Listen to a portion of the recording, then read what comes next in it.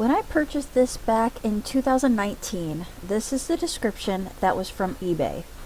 It says, "This medicine bottle comes from the sale of the museum quality medical collection of the late Dr. Ronald Richard Berger, MD, of Baltimore, Maryland." So we've got this little obscure one today. Now, Reed is a family name, and this bottle is full of all its contents, so I had to get it. But I've been trying to find the story on this for years now, so this time I was determined to track it down. So let's see what turns up on this episode of Antique Bottle Stories.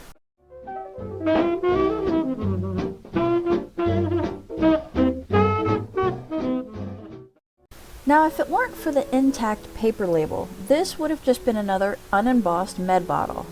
It says Reed's registered 8 fluid ounces, invigorating, pleasant tasting, Vigatone. Copyright 1924 by Reed Drug Company. Reconstructive tonic, appetizer, and stomachic. Alcohol 15%. It says Vigatone is a powerful, pleasant tasting tonic and system cleanser for men, women, and children who are in a run-down or weakened condition. Tones up the system and is especially recommended for stimulating the digestive organs and increasing the appetite. Assists in regaining lost weight, energy, and vitality. Directions: tablespoonful, with or without water, 3 or 4 times a day before meals. Children in proportion to age. Price $1. Manufactured by Reed Drug Company, Pharmaceutical Chemist, Philadelphia, PA.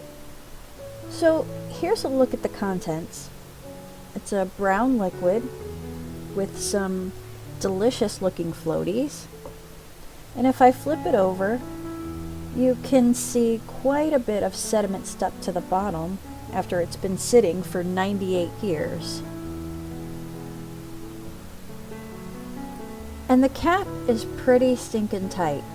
Yes, I tried unscrewing it lightly because I was trying to smell it, but it's not coming loose, and I'm not going to try that hard.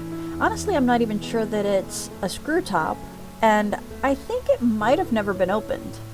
So I went through the normal protocols. I checked the internet, checked the newspapers, checked the old Google books, and Google Books had a hit. A book from 1890 lists Reed Drug Company at 217 Race Street in Philadelphia. No other information though. Well, this newer building is where 217 Race Street would be. So then I went to the newspapers. 1924 paper gives the address for Reed Drug Company as 130 North 12th Street. So they must have moved sometime after 1890. So I looked up that address. So here's Race Street and here's 12th Street. The Pennsylvania Convention Center looks like it was built on top of this part of 12th Street, so there's no trace of this place left after 100 years. Okay, so no real information's been obtained yet, though. So I had to go to the city directories.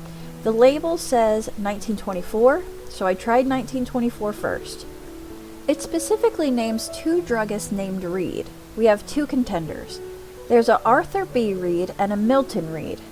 Now this listing gave the addresses of their house instead of something useful like their addresses of their company.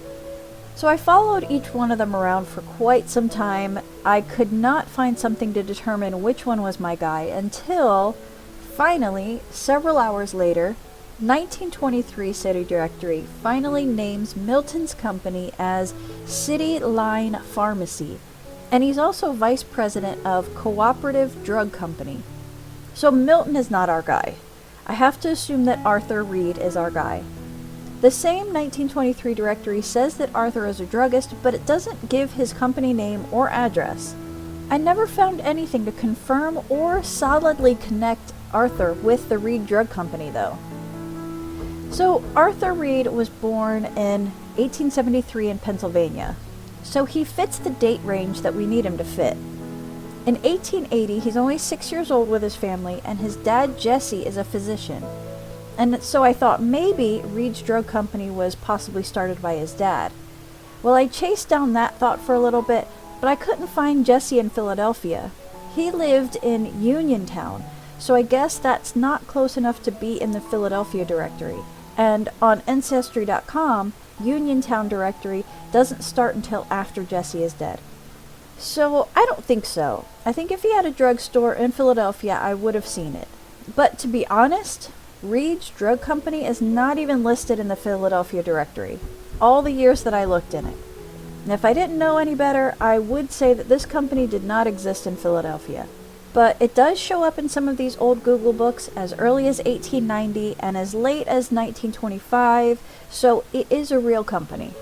Okay, so let's get back to Arthur and his family. In 1900, him and his wife had a baby boy who died when he was just over a year old. Skipping ahead to 1910, probably the closest thing to connecting him to the company is that this census says he's proprietor of a drugstore, as opposed to just saying he's a physician or a druggist. This makes it sound like he's running a company. So I'm going to go ahead and say that this is our guy. And you can see he's got a couple guys boarding with him, co-workers I believe. One says he's a clerk at a drugstore, and the other one says he's a druggist at a drugstore. In 1920, we see him here with his wife Molly and his 17-year-old daughter Ethel. This one says he's a druggist, but it says his own shop. A guy named Fred is boarding with him this time, and I'm guessing he's another coworker since Fred is a pharmacist as well. As far as newspapers, in 1899 the newspaper announces their marriage. The article mentions that he's a druggist in Philadelphia. Now, Arthur flies under the radar as far as newspapers go for the rest of his life. Sometimes there's a wanted ad for the drug company, but him as a person, he stayed out of the paper. There's not even an obituary for him. Arthur Benjamin Reed died in 1928, just 4 years after the date on my bottle. He died of heart problems, and he was only 55. So there was another Google book hit, and this one's in 1925. It's a patent book, and it lists 2 medicines for the Reed Drug Company, malt ocod and Vigatone. Now, other than that, there are no other mentions of this medicine anywhere. So this company was in business from 1890 until probably Arthur's death in 1928. That's 38 years. And that seems to be all I could scrape up for this story. So we'll see you on the next one. You have a wonderful day. Thanks for watching.